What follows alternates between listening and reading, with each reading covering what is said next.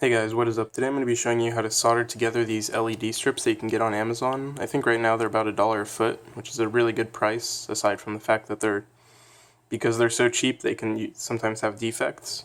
But along with the LED strips, you get a IR controller and a remote. So when you get these LED strips, they'll have a connector on one end and you can just plug them straight in. But if you want to do something other than just have a straight 15-foot long piece, then you're going to have to cut them and solder them back together. So you can either do this if you just want shorter segments, or if you want discontinuous segments, like if you're making a turn, these are really hard to bend into a clean corner. So putting wire between makes it a lot easier, it makes the lighting a lot more smooth. So on these, you'll get these, the LEDs, 3 per section, and you get these points where you can cut it every 5 centimeters or so.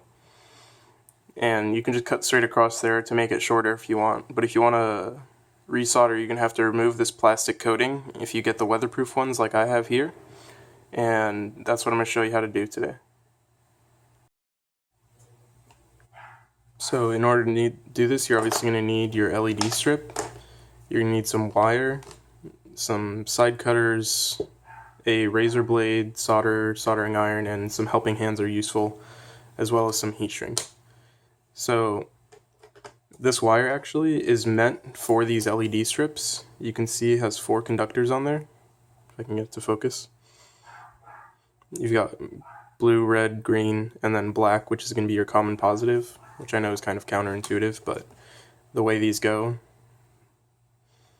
if it'll focus again, or not, there it goes. They go positive 12, green, red, blue. So you're just going to use black as your common positive, and then green, red, blue going down in the correct order. So obviously, you're going to cut along here wherever you want it to split, and then you're going to need to remove the plastic coating. So in order to do that, you're just going to take your razor blade, and you're just going to push straight down through the plastic coating, just like how I've done here. And you want to go somewhere in between the pads and the lettering. You don't want to be too close to the pads because you obviously don't want to burn the plastic when you're soldering on, but you also don't want to be super far away because then you're going to lose some of the rigidity of it. So you're just going to push down straight through, and then you're going to have to take your blade and try to get it underneath the plastic but above the pads.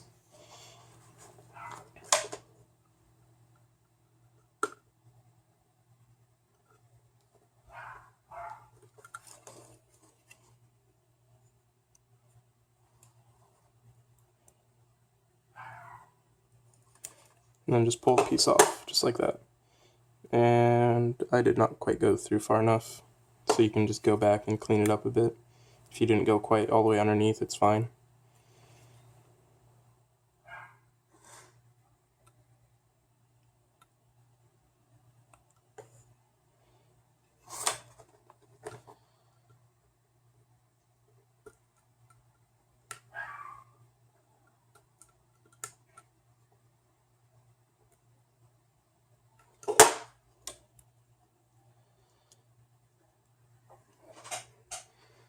And then just pick off any plastic that's left trying to cover up the pads.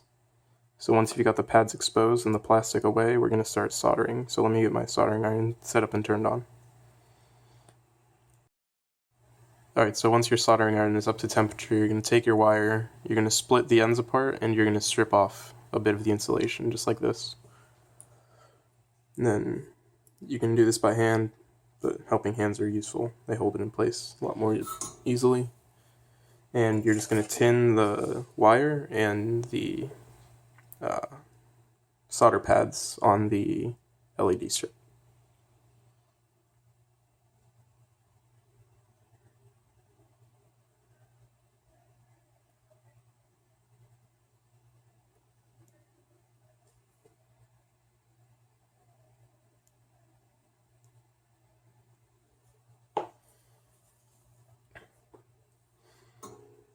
And these LED strips, because they're 12 volts, can also be used in cars as well, if you don't have, like, obviously a wall charger or something like that.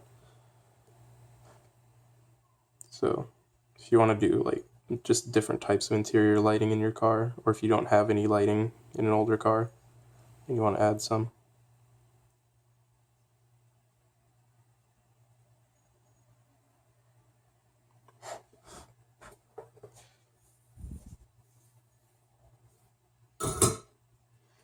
Alright, so I might have to move you guys around because I'm at a really awkward angle to do this.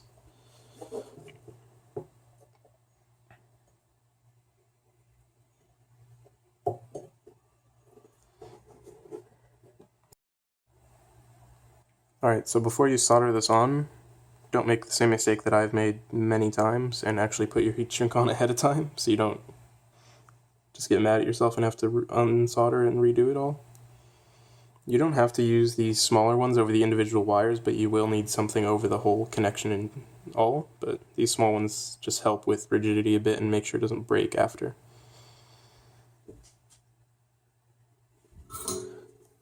So just go through and solder them one by one.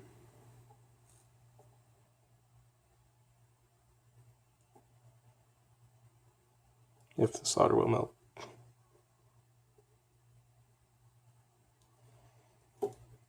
So there's common positive,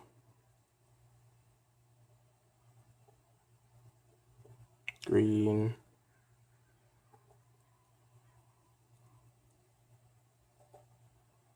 red,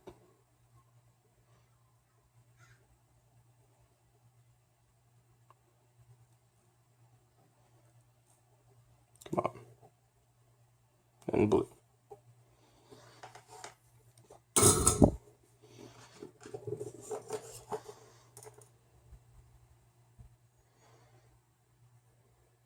Come on, focus. There it goes. So once you have them all soldered on, just push all your heat shrink up.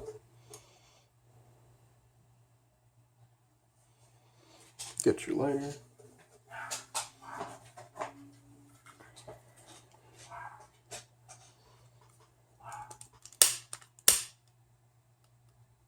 You can use a heat gun or even just your soldering iron, but lighter just works a lot faster. Just make sure you don't hold it still for too long.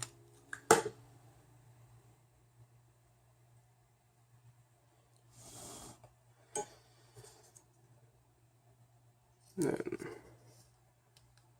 larger heat shrink, and this is kind of tricky because you don't want to end up covering up the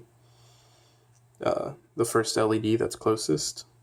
So just shrink it a little bit at a time.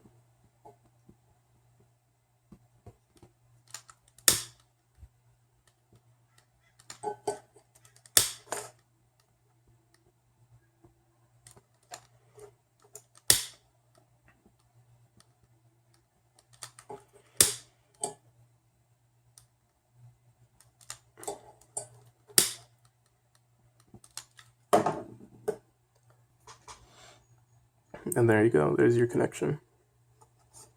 So then you can either solder this onto the next strip or just solder this straight to power. And you don't have to use these controllers that they give you.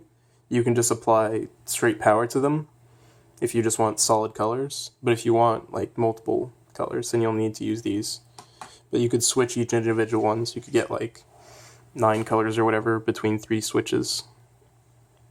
But yeah, so once you do that, connect it to another length if you're trying to make a tight turn, or just trying to get it somewhere else, or just connect it back to a power source. So this is what I have one of mine set up for right now. I just have a few strips running across the back and actually kept the controller so I can just sit here and search through colors and stuff. But this is actually really nice because if you ever notice when when you're in a dark room and you have something bright on the screen, your eyes will start to strain for it. And so if you're in a dark room and you don't have lights on, you can turn on these backlights behind monitors or TVs, and it'll sort of diffuse the light as it goes away, and it'll keep your eyes from straining looking at one image that's solid the entire time. So on the back here, there's 3 strips that are soldered together in the corners, just via short lengths of wire. in order to make the turn and keep it from stressing. But the adhesive on the back of these isn't very good, so you'll probably need to use some clear tape or zip ties to hold them on. So it just goes down, starts down there, goes up, around, and down to the other side there. And actually modified the enclosure that holds the controller because it takes up so much room, and took all the box off of it and just taped it straight to the back of the screen and resoldered the wires so they were shorter. And then the IR LED, I just tucked it underneath. It's right here. I don't know if you can see it or not. It's barely visible, but it's visible from the controller from the front side, so you can still control the colors from the front. Alright, thanks for watching. If you liked it, disliked it, let me know. If you have any suggestions, comments, concerns, anything that you think could be done better, let me know down in the comments. And I'll put a link to where you can buy this wire, and if you want to buy the LED strips, just go on Amazon and search for LED strips, because there's a million different sellers of it because it's just a cheap Chinese product. So let me know. And they're all selling basically the same thing. The only difference is whether or not they'll honor your returns if you try to return it. So yeah, just be careful who you buy it from. Look at the comments, see if they've had interaction with the seller themselves.